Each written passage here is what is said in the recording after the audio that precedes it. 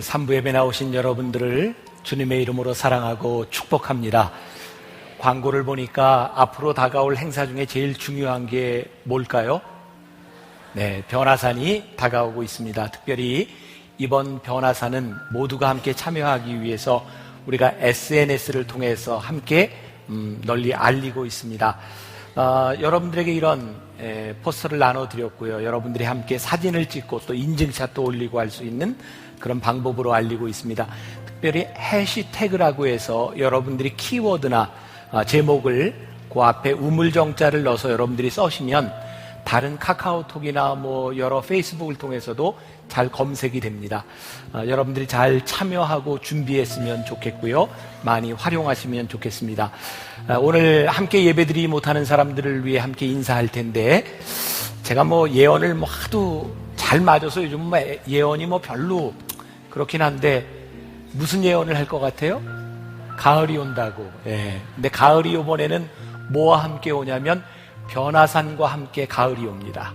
그래서 우리들이 인사할 텐데, 오늘 예배드리는 다른 모든 사람들을 위해 두 손을 들어 변화산과 함께 가을이 와요 하고 인사를 여러분들 하시는 겁니다. 준비되셨어요?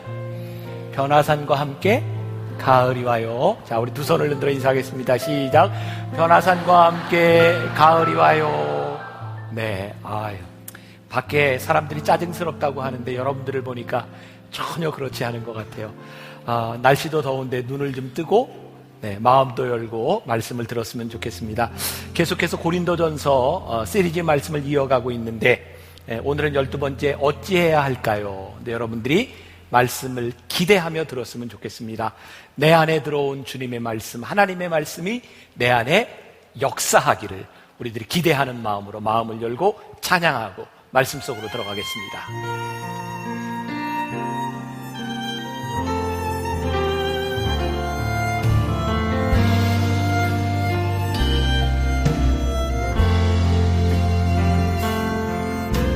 삶에 들어온 주님의 말씀이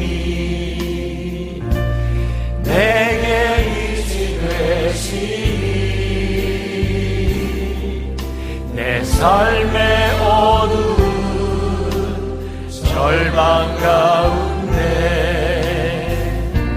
소망 보게 하시네. 내 삶에 들어온 주님의 말씀이 나를 인도하시니 내 삶의 막막한 문제 가운데 주뜻 보게 하시네. 말씀이 내게 역사하기를, 말씀이 내게 살아있기를, 하나님 말씀을 듣겠나이다. 주님의 음성을 듣겠나이다. 말씀이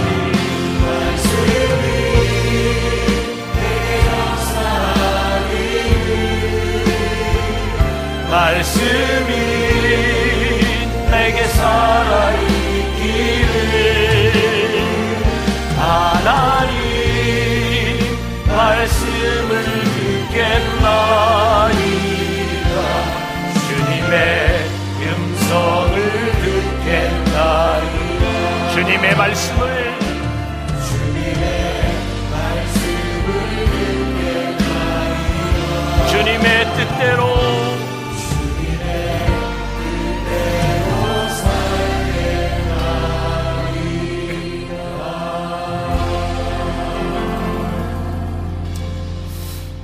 제가 얼마 전에 읽었던 책 중에 J.D. 그리어라고 하는 목사님이 쓴 Jesus Continued라고 하는 책이 있습니다. 그 책 안에 보면 크레이크 그로쉘이라고 하는 목사님의 이야기가 나옵니다. 그 목사님이 한 번은 설교하면서 이런 이야기를 한 것 같아요. 남쪽으로 날아가는 철새들이 있는데 작은 새 하나가 꾸물거리다 늦고 말았답니다. 그래서 혼자 떨어지게 되었고 이 철새는 눈이 오는 눈보라 속에 갇히고 말았습니다. 날개가 얼어서 이제 거기서 죽을 수밖에 없는 상황에 처하게 되었는데 설상가상이라고 하는 말이 있죠. 날개가 얼어서 죽게 돼 있는 그 땅바닥에 있는데 지나가던 소가 소똥을 싼 거예요. 얼마나 재수가 없다고 생각했을까요? 그런데 이 소똥 때문에 얼었던 날개가 녹기 시작했고 이 새는 날 수 있게 되어서 즐겁게 노래를 불렀습니다. 옆에 지나가던 고양이가 그 노래소리를 듣고 새를 잡아먹었답니다. 그래서 이 목사님은 이 이야기를 통해 세 가지 교훈을 이야기하고 있어요. 교훈 첫 번째, 우리 위에 똥을 싼다고 해서 다 적은 아니다.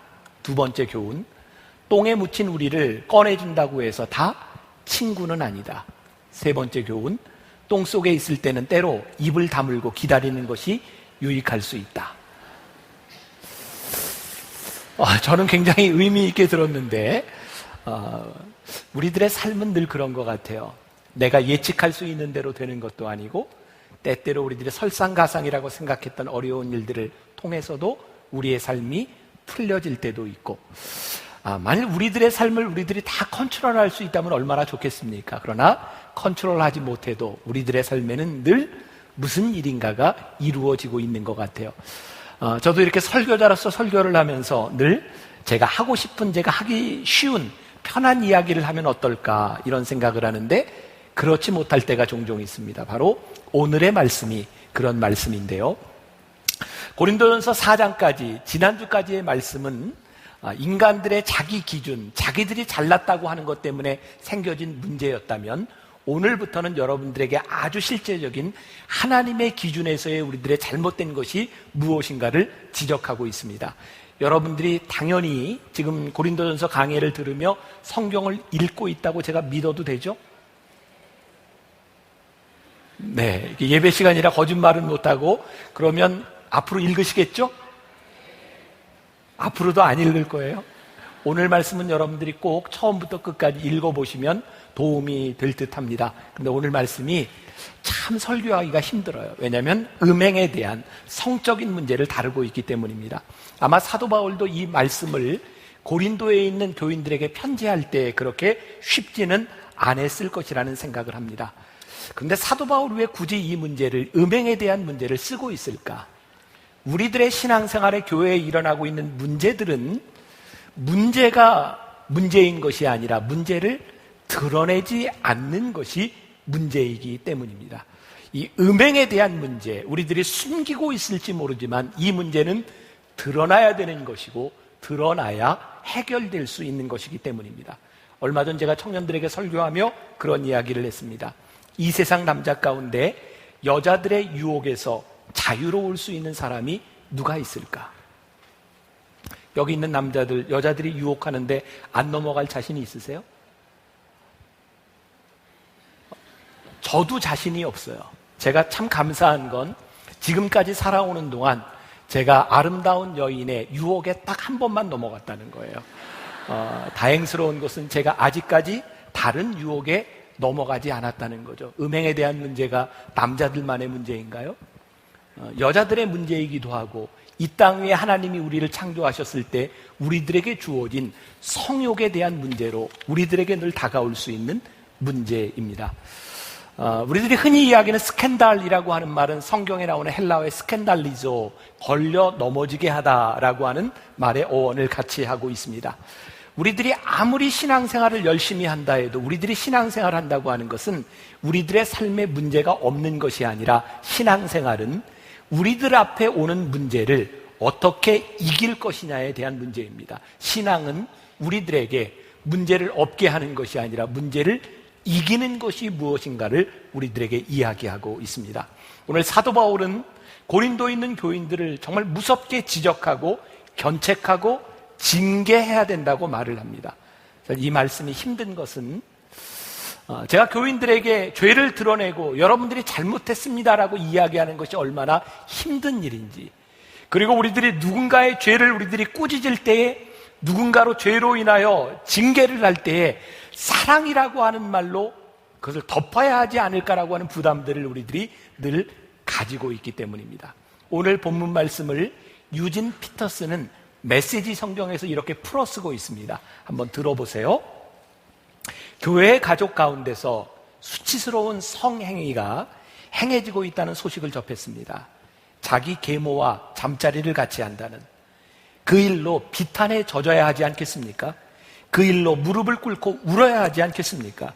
그런 일을 저지른 자와 그 소행에 맞춰 어떤 조치를 취해야 하지 않겠습니까?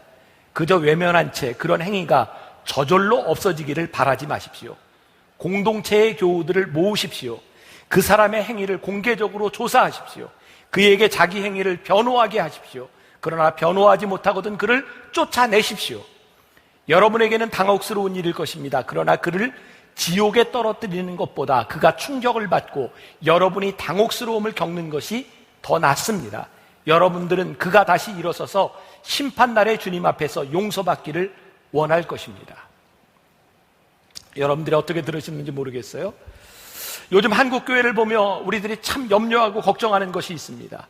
왜냐하면 교회를 무너뜨리는 분명한 일들이 교회 안에 일어나고 있는 많은 성적인 추문들이 교회 안에서 일어나고 있기 때문입니다.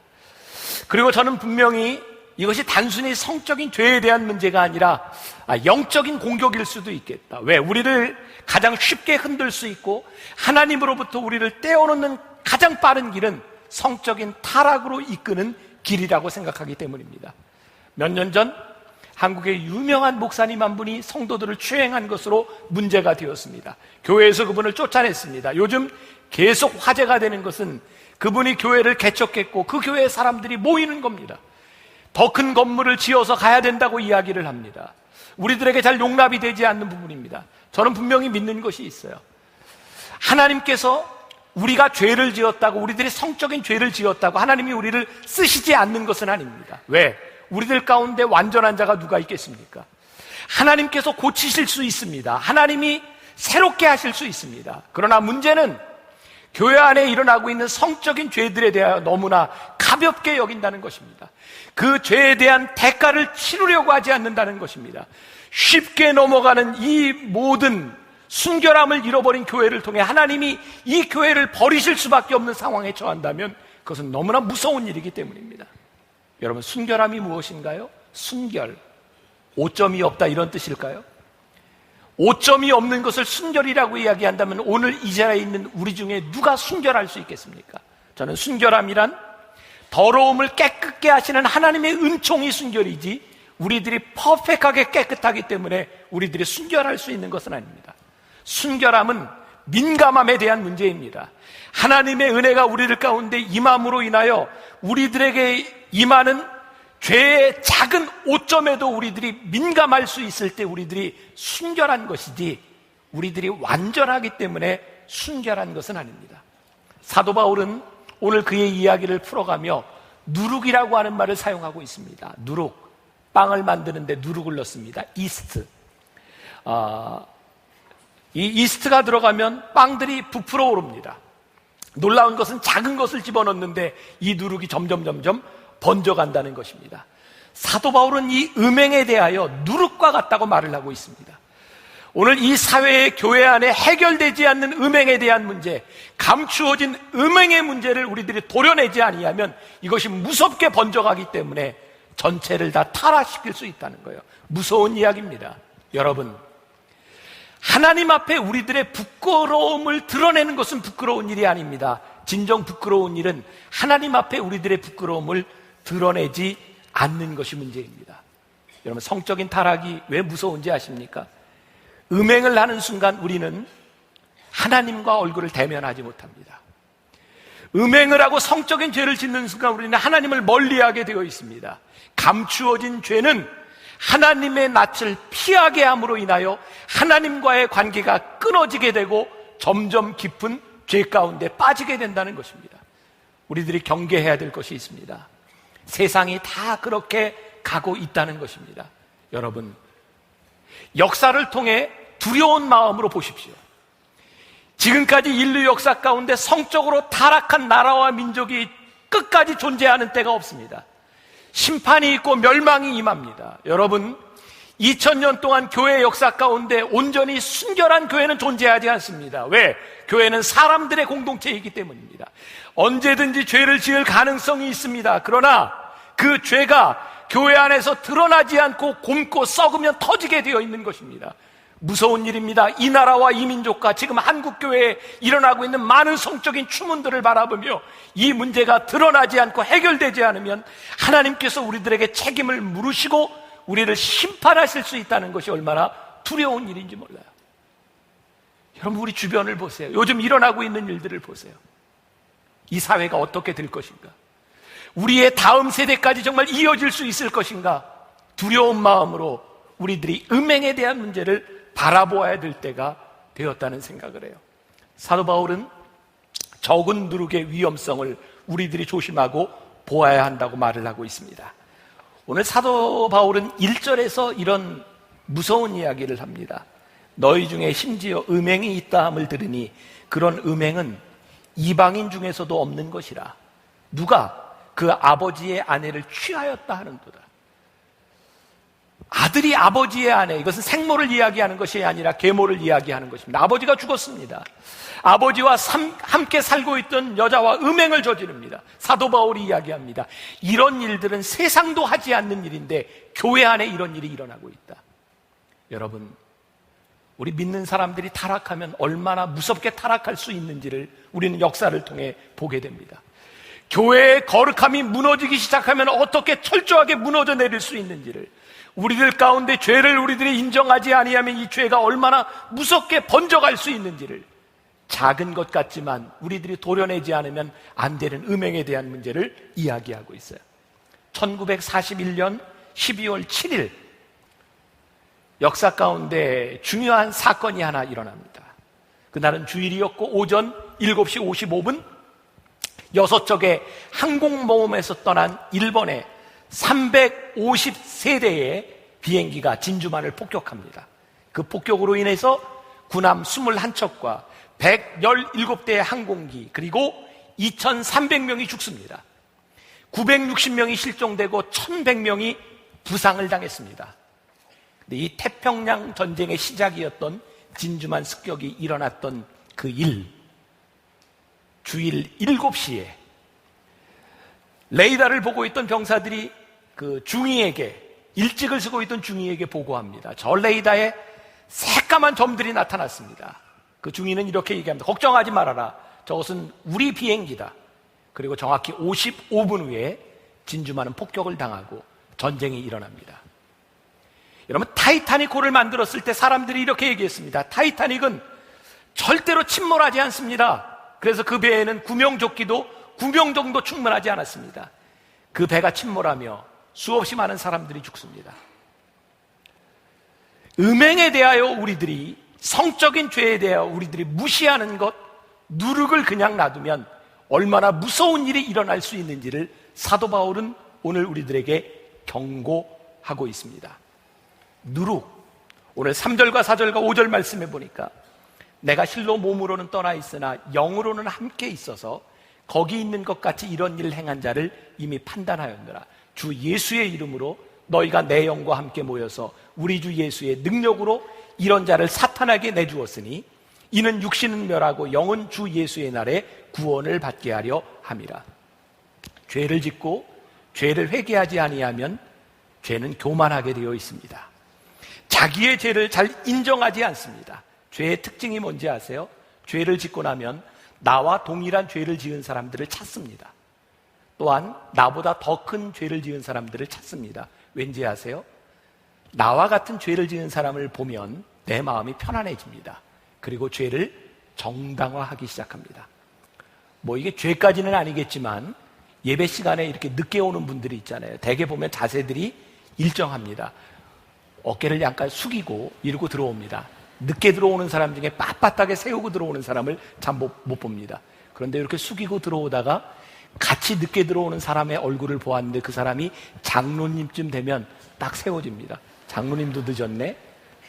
그럼 이게 무슨 얘기인가요?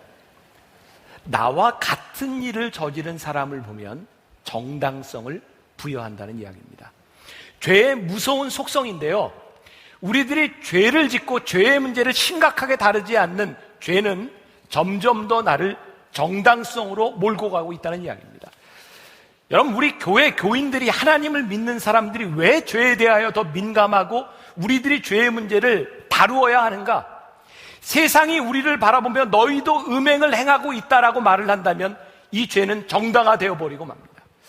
우리들이 하나님의 사람으로서 우리들이 오피니언 리더가 되고 이 세상을 바꾸기 위하여 우리들이 죄에 대하여 무섭게 죄를 우리들이 드러내는 일들이 일어나야 한다는 거예요. 오늘 우리들은 이 세상 가운데서 이 음행이 일어나고 있는 이 세상과 이 교회 안에서 우리는 어떻게 살아야 될까? 어떻게 살아야 될까요?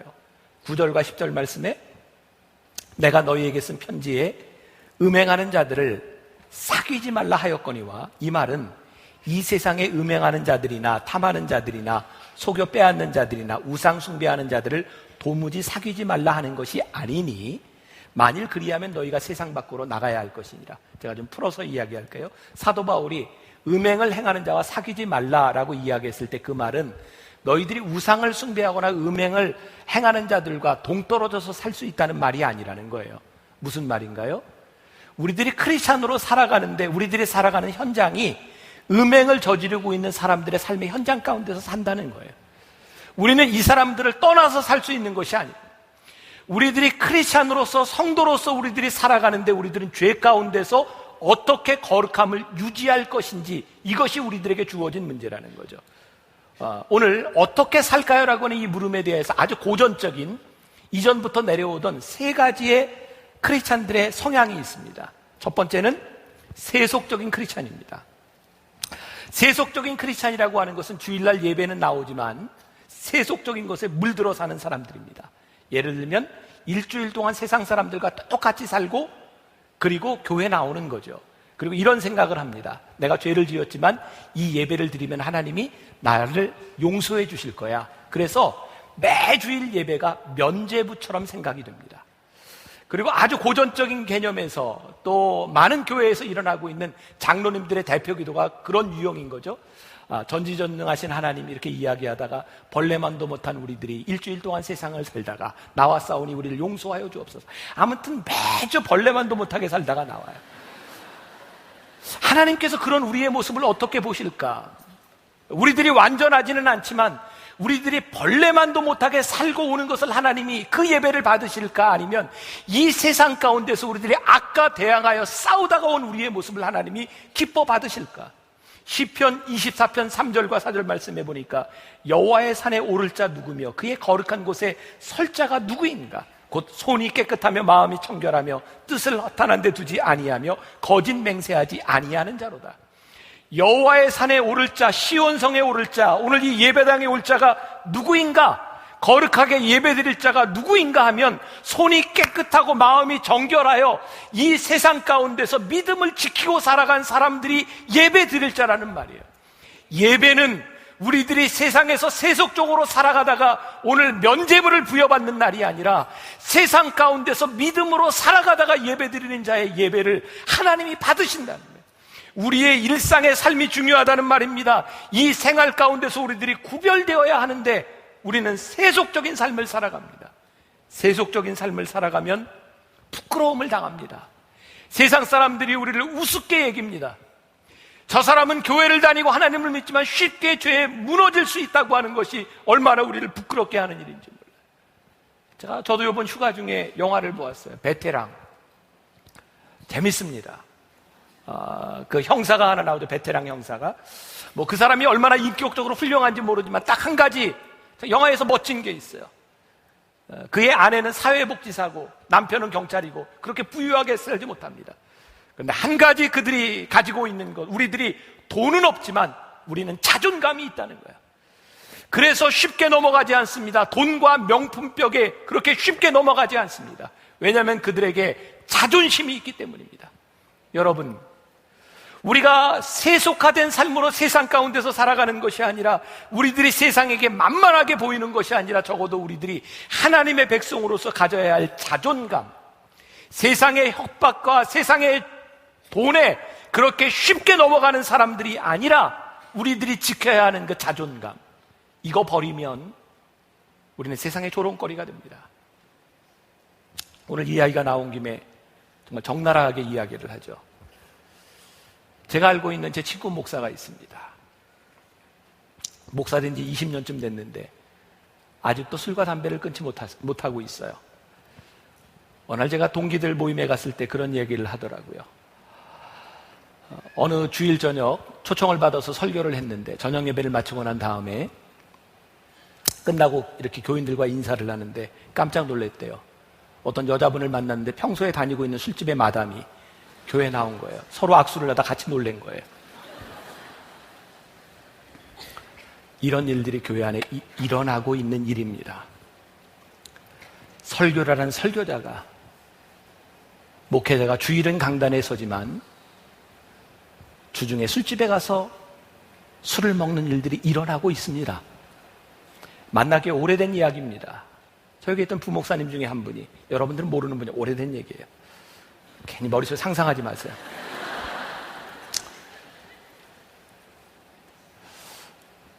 몰래 숨어서 담배를 피다 교인들에게 들켰습니다. 그리고 그것 때문에 교회를 사임하게 되었어요. 우리 교회를 떠난 목사님 중에 하나가 우리 교인 성도와 함께 부적절한 관계로 아이를 임신하게 한 일도 있었습니다. 교회를 떠나갔습니다. 무섭습니다. 우리들이 살아가고 있는 이 교회, 우리들이 살고 있는 이 시대에 일어나고 있는 일들입니다. 저는 그것이 숨겨져야 될 일이라고 생각했습니다. 오늘 말씀을 들으며 제가 말씀을 준비하며 깨닫게 된 것입니다. 하나님, 이것이 숨겨져야 될 문제가 아니라 드러나야 될 문제인 것 같습니다. 그리고 인간들이 살아가며 우리들에게 주어진 이 음행과 성욕에 대한 문제들, 우리들에게 없는 것이 아니라 우리들에게 실제하는 일이라고 하면 하나님, 우리들이 이 문제를 심각하게 다루고 이길 수 있는 사람이 되어야 이 세상을 바꿀 수 있지 않겠습니까? 술을 먹고 담배를 피고 이것들이 우리들에게 구원에 관계된 문제는 아닙니다. 그러나 우리들이 떳떳하게 주일에 성도들 앞에 내놓을 수 없는 문제라면 우리들이 극복해야 되는 문제가 아니겠습니까? 누가 우리들 가운데서 이 성적인 문제에 대해서 자유로울 수 있겠습니까? 그러나 적어도 우리들이 하나님의 사람이기 때문에 이겨야 되는 것이 아니겠습니까? 그리고 우리들이 죄를 지었다면 하나님 앞에 내어놓고 돌아서야 하는 것이 아니겠습니까? 숨기면 절대로 우리들이 하나님 앞에 돌아오지 못한다고 하는 무서운 이야기입니다. 세속적인 크리스찬이 되는 것, 웃음거리가 될 것입니다.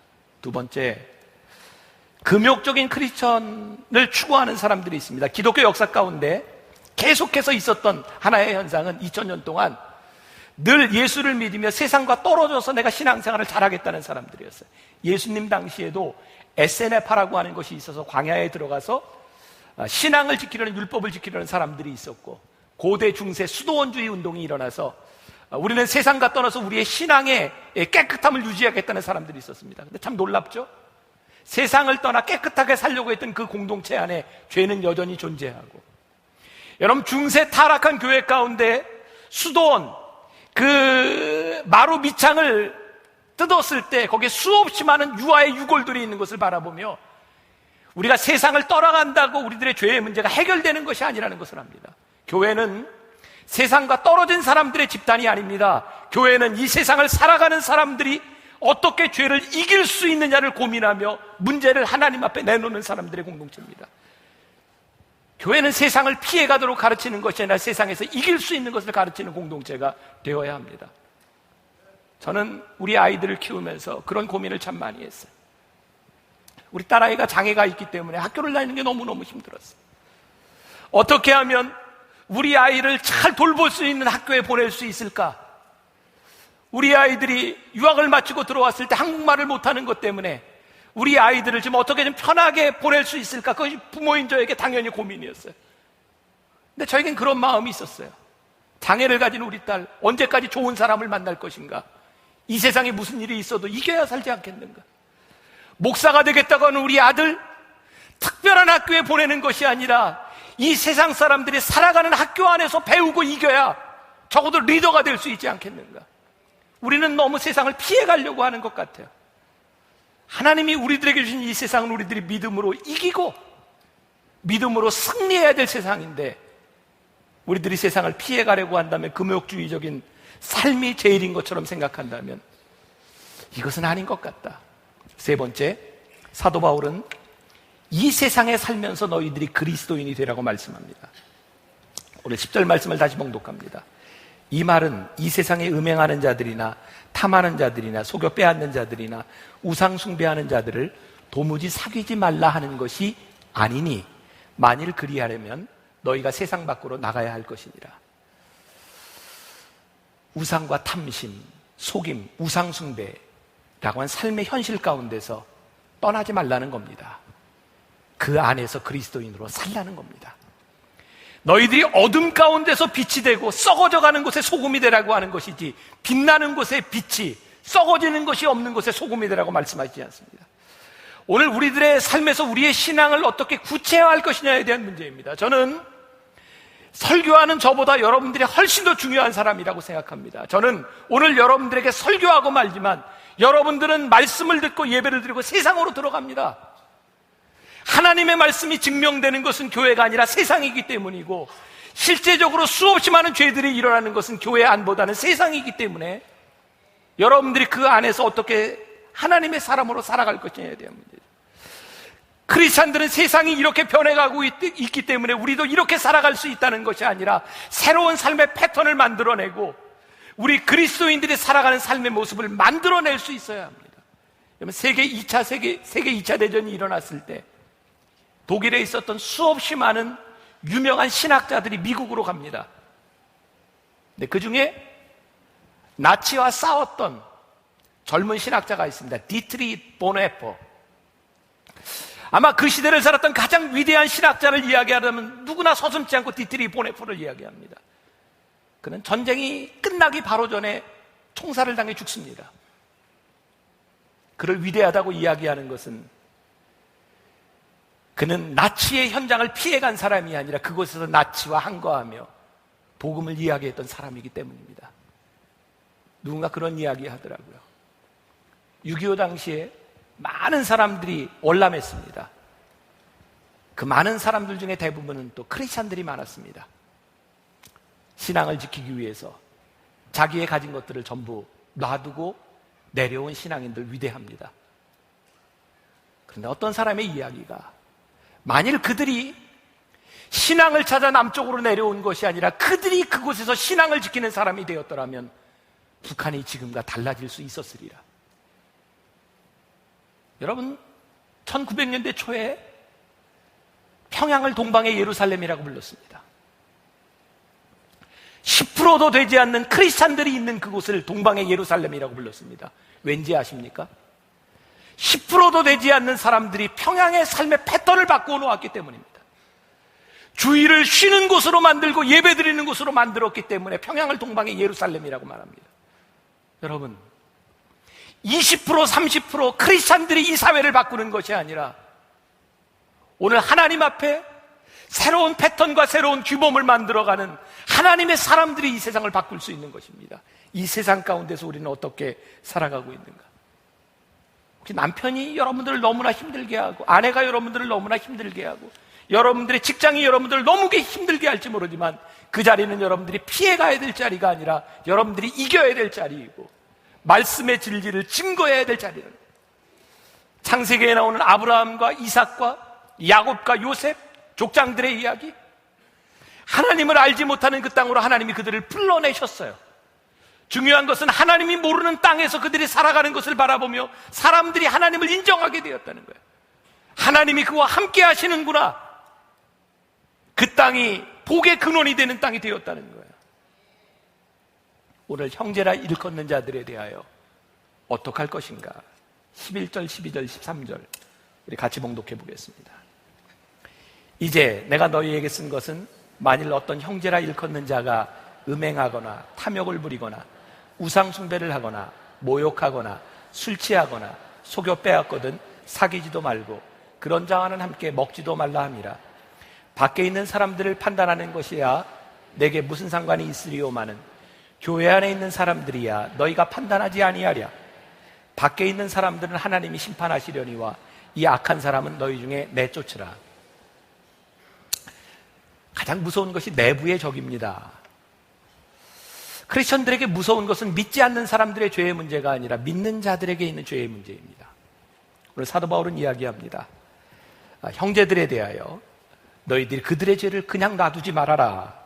무서운 이야기입니다. 내어 쫓으라. 이 말을 오해하지 마십시오. 오늘 말씀을 묵상하며 제가 깨닫게 된 것이 사도 바울에게는 두 가지 목적이 있었는데, 하나는 신앙생활하는 같은 공동체의 사람을 위해 내어 쫓으라고 이야기하고, 두 번째는 지금 죄를 범하고 있는 그 사람을 위하여 형제를 내쫓으라고 말을 합니다. 왜냐하면 죄가 드러나지 아니하면 그가 죄인지를 모르고 그의 육신과 그의 영혼이 다 죽기 때문에, 그를 쫓임으로 인하여 그의 죄를 깨닫게 함으로 그의 영혼을 살리기 위하여 그를 내어 쫓으라고 말을 하고 있습니다.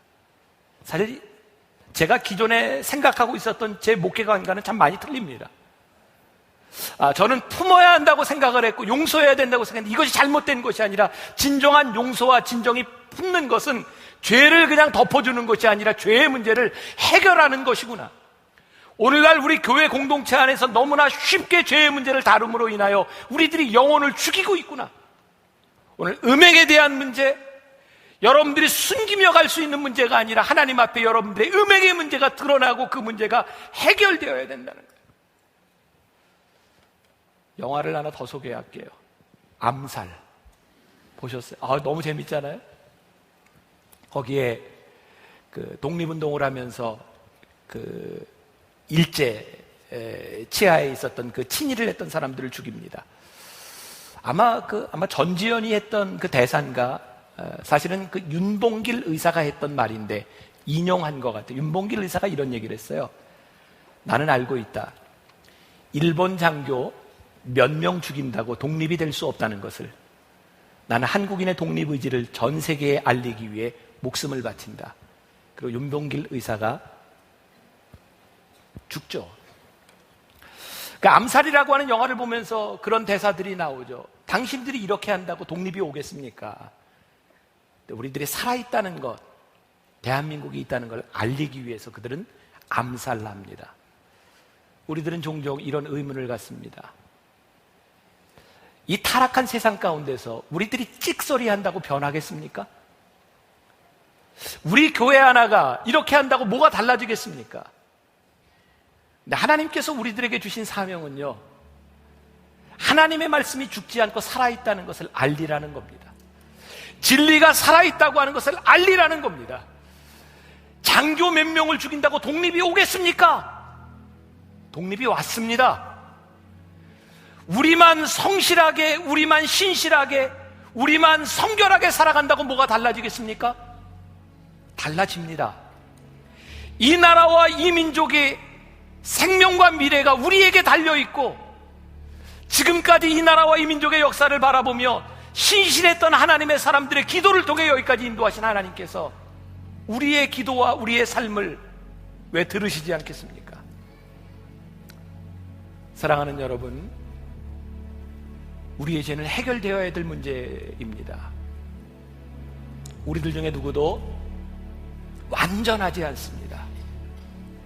완전함과 순결함은 죄에 대하여 민감하기 시작할 때 우리들이 순결함을 찾는 것입니다. 저와 여러분들이 정말 이 시대와 우리의 자손들, 대한민국을 어깨에 지고 우리들이 이 세상을 바꿀 수 있는, 흐름을 바꿔놓을 수 있는 그런 신실한 믿음의 사람들이 되기를 간절히 소원합니다. 어떤 한 사람도 하나님이 포기하시지 않습니다. 여러분들을 하나님이 부르실 것이고 여러분들을 쓰실 것입니다. 우리 같이 찬양하기를 원합니다. 아무도 예배하지 않는 그곳에서 나는 주를 예배하리라. 아무도 찬양하지 않는 그곳에서 나는 주를 찬양하리라. 우리 믿음으로 고백합시다.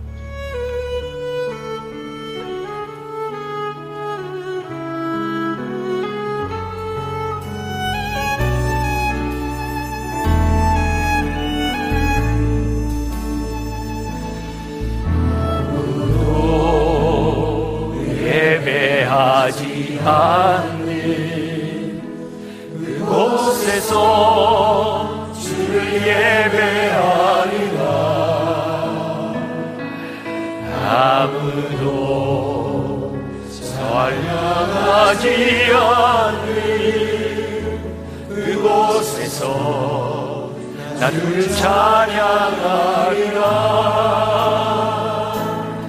내 근원 헌신하지 않는 그곳에서 주의 헌신하리라. 아무도 증거하지 않는 그곳에서 증거하리라. 내가 받는 모든 땅 주를 예배하게 하소서. 주의 보혈로 덮어지게 하소서. 내가 선이고 주의 거룩한 곳 되게 하소서. 주의 향기로 아무도 예배하지 않는 우리 봉헌하며 찬양하겠습니다.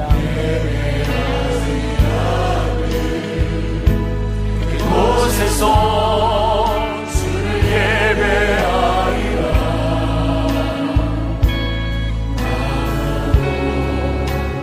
찬양하지 않는 그곳에서 주를 찬양하리라.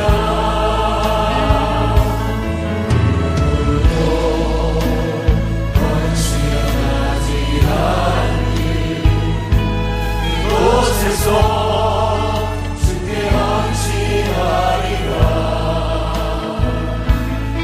아무도 증거하지 않는 그곳에서 나를 증거하리라. 내가 받는 모든 땅 주를 예배하게 하소서. 덮어지게 하소서. 내가 선이고 주의 거룩한 곳 되게 하소서. 주의 향기로 물들이소서. 아무도 예배하지 않는 그곳에서 주를 예배하리라. 아무도 찬양하지 않는 그곳에서 나 주를 찬양하리라. 누구도 헌신하지 않는 그곳에서 주께 헌신하리라. 누구도 증거하지 않는 그곳에서 나 주를 증거하리라. 내가 모든 땅 주를 예배하게 하소서. 주의 보혈로 덮어지게 하소서. 내가 선이고 주의 거룩한 곳 되게 하소서. 주의 향기로 물들이소서. 사랑하는 여러분, 이 시간 우리들이 하나님 앞에 우리의 입술을 열어 기도하는 시간을 가졌으면 좋겠습니다. 우리의 죄는 감춰져야 될 것이 아니라 드러나야 될 것인데 하나님 드러나게 하시고 이기게 하시고 하나님, 우리들이 하나님 앞에 예배 드릴 만한 사람이 되어 다시 이곳을 나올 수 있도록 우리들에게 힘을 주시고 우리를 붙잡아 주옵소서. 이 나라와 이 민족과 우리 가정에 소망이 우리에게 있음을, 믿는 자에게 있음을 깨닫게 하여 주옵소서.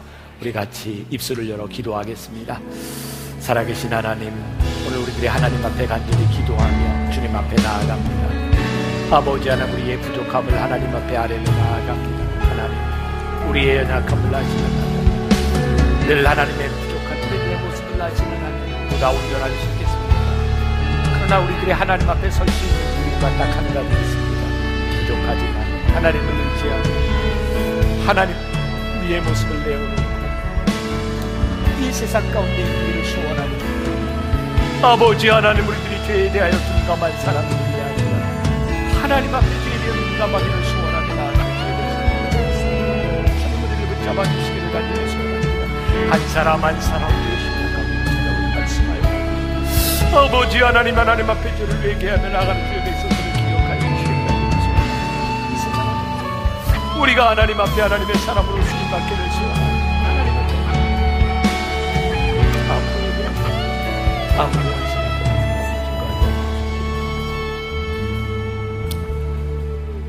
이 세상의 누구도 예배하지 않는 곳에서, 아무도 헌신하지 않는 곳에서, 아무도 주님을 증거하지 않는 이곳에서 우리는 주님을 증거하며 살아가기를 원합니다. 세상이 아무리 타락해도, 세상이 아무리 험해져도, 세상이 아무리 죄를 지어도 우리가 하나님의 자녀이기 때문에 우리들이 지켜야 하고 우리들이 싸워야 할 것들이 있습니다. 하나님, 우리들에게 하나님의 마음, 이 세상 가운데서 하나님의 자녀로 살아가는 것, 그것이 우리들에게 큰 축복임을 깨닫게 하여 주옵시고, 하나님, 이 세상을 바라보며 포기하는 것이 아니라 소망을 던져줄 수 있는 귀한 믿음의 사람들이 되게 하여 주옵소서. 우리가 죄를 지었을지라도 용서하시는 하나님, 우리가 부족하지만 우리를 고쳐서 쓰시는 하나님을 의지하기에 우리들이 믿음으로 고백합니다. 우리를 새롭게 하여 주옵소서. 오늘도 하나님 앞에 드려진 귀한 예물들과 우리의 헌신들을 하나님 받으시고 거룩하게 쓰임받는 예물들 되게 하시고, 우리 사랑하는 만나의 식구들 이 세상에 살아가며 범죄하지 않도록, 죄짓지 않도록 하나님 하늘문을 여시고 축복하시고 우리를 붙잡아 주옵소서. 지금은 우리 주 예수 그리스도의 은혜와 하나님 아버지의 무한하신 사랑과 성령의 인도하심이 주의 말씀 붙들고 진리 가운데 살아가기를 소원하며 이 세상으로 나가는 당신의 사랑하는 모든 백성들 위해 지금부터 영원까지 함께 하시기를 간절히 축원하옵나이다. 아멘.